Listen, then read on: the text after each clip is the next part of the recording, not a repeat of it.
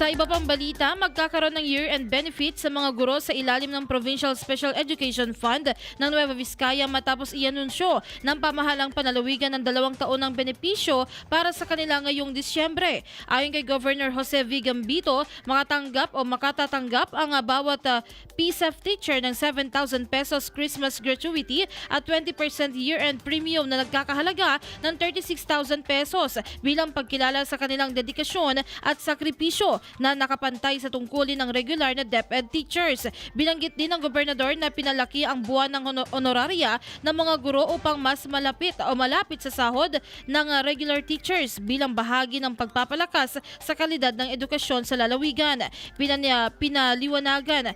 Pinaliwanag naman ni Provincial Treasurer Roda Moreno na mga humigit kumulang 50 PSEF teachers ang kwalipikadong makatanggap ng gratuity na ibabawas mula sa savings ng non-infrastructure component ng Special Education Fund.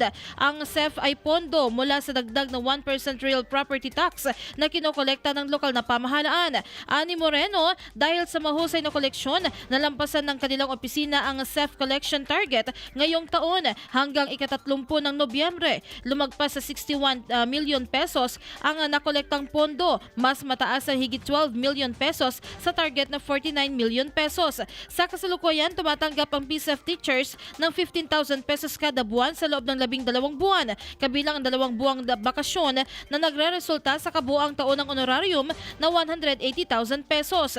Batay sa halagang ito, aabot sa 36,000 pesos ang kanilang 20% year-end premium.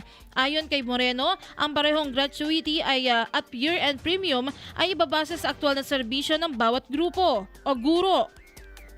Ito na ang ika-2 taon na makatatanggap ng ganitong benepisyo ang mga PSEF teachers sa Nueva Vizcaya bilang patuloy na suporta ng pamahalang panlalawigan sa kanilang mahalagang papel sa edukasyon. IFM News.